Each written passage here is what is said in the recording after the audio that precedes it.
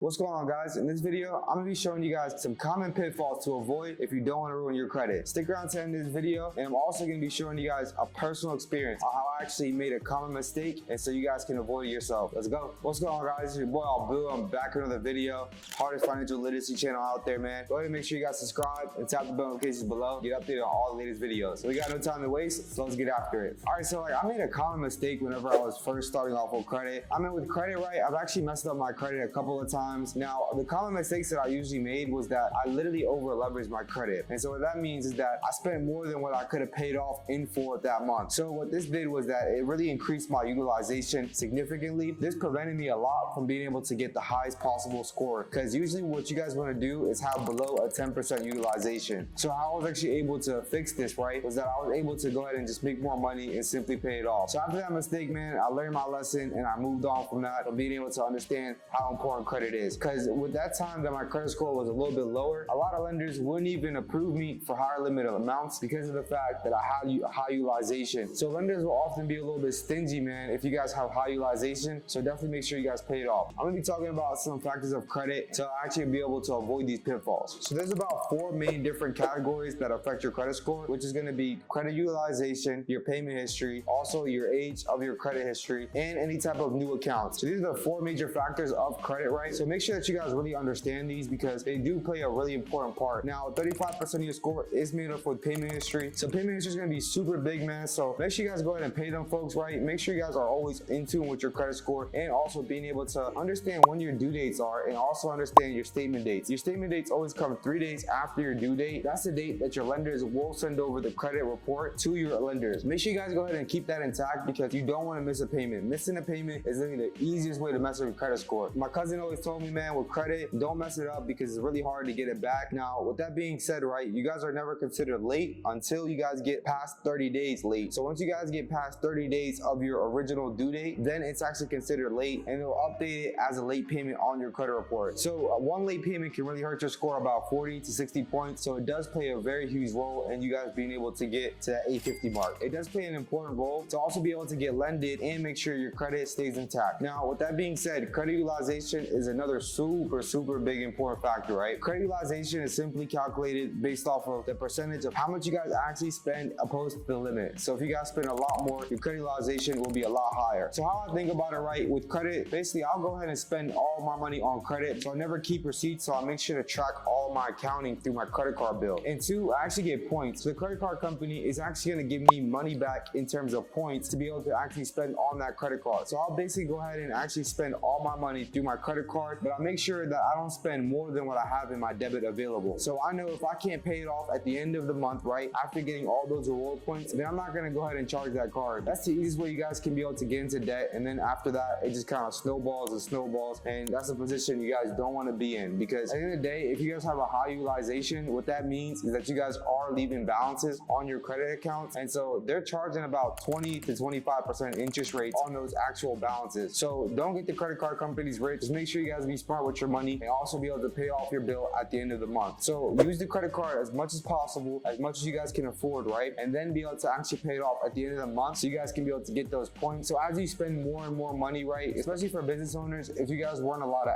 ads, what you guys can do is actually use your credit card to be able to go ahead and get those points. And so later on, whenever you guys start spending enough, you can be able to use those points to even run more ads and make you guys even more money. So that's a very smart way on how you guys can be able to keep utilization in check. Now, the other factors is going to be age, which is simply just your oldest credit account that you guys have on your credit report. Now, please listen to me, guys. Do not close your oldest credit account. And matter of fact, don't even close any type of credit account. So if you guys go ahead and close accounts, you're going to lower your age a lot. So make sure that you guys keep all of your credit accounts. Listen, if you guys don't want the credit card or whatever it may be, just go ahead and pay it off, right? And then what you guys can do is use it every couple of months, because you want to be able to have a minimum balance every 6 months or so. Because if you guys don't have a balance, then the algorithm for FICO will not pick it up, and so they won't actually count that towards your credit score. So make sure you guys never ever close any type of accounts. So the other factor that I'm going to mention is going to be new credit, and that's simple, right? That's just like hard inquiries. You go to the dealership, you apply for a loan, they run your credit, and then boom, it's going to pop on to your credit report. So that's just going to be new inquiries that you guys have on your credit report. So you don't want to have more than 4 hard inquiries whatsoever. So make sure you guys keep that in check as well. So the most important factor of credit, right, is making sure that you guys guys are always checking your credit score. I usually check my credit score like my bank account, man. I'm checking it every single day because at any point in time, a new collection can pop off, man. One of these lenders might go ahead and sneakily try to put a late payment on your credit report. You gotta be on your toes. So how I usually do this, I'll go ahead and make sure to check it through the morning, and I don't go ahead and just apply for credit accounts randomly. So I'm not gonna go into a Macy's. Like, if you guys are doing this, man, like, don't do this, bro. Like, don't get sold on going to Macy's or going to Dillard's or whatever it is. So honestly, don't ever get any type of store accounts whatsoever, because it's honestly a waste of a credit account. You don't want to have a store cards or department cards, because you can only really use that at that store or at that department. You can't be able to use it like a Visa or even an Amex where you can be able to spend it anywhere else. So basically, whenever you guys get those store cards or department cards, they're actually looked at as a lower tier in a lot of lenders' eyes, because at the end of the day, it's not showing them how well you can handle money as much. Usually those limits are a lot lower than if you guys were to get a regular credit card where you guys can be able to spend it anywhere else. So with those store cards, never let that salesperson trick you guys into being able to get store cards, because I'll see a lot of people, they'll get about 4 or 5 different store cards. You don't need it, bro. You could have literally got a Visa credit card and you could be able to spend as much money as you want at that store. So whenever I'm applying for credit accounts, unless I'm doing funding right, where I'm applying for multiple different accounts, probably like 5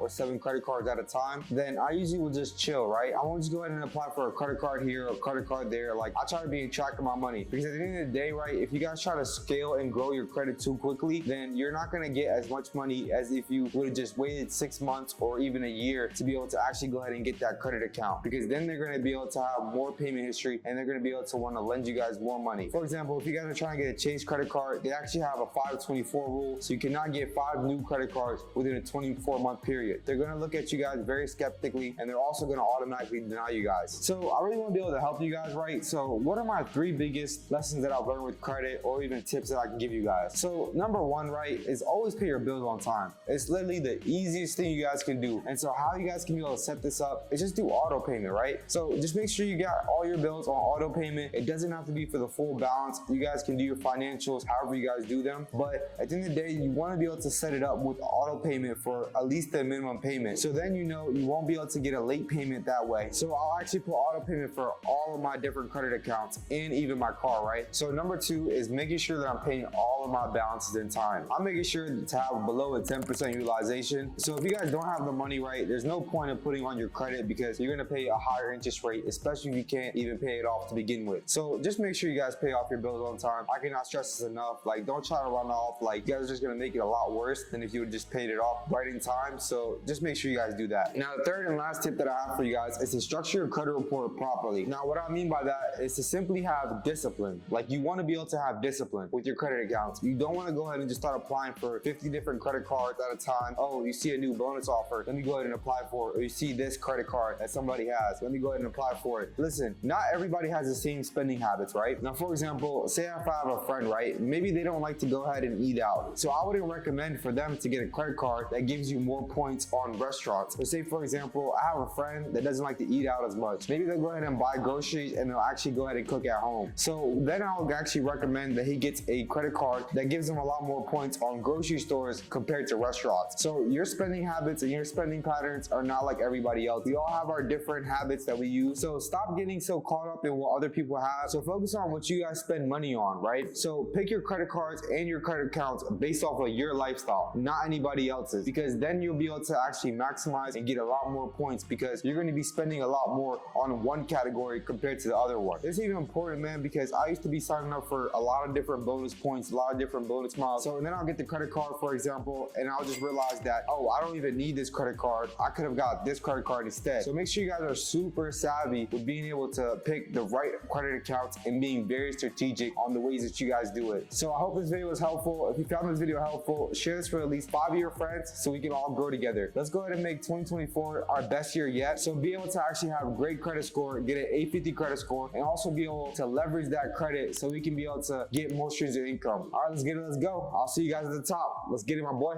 Yes, sir.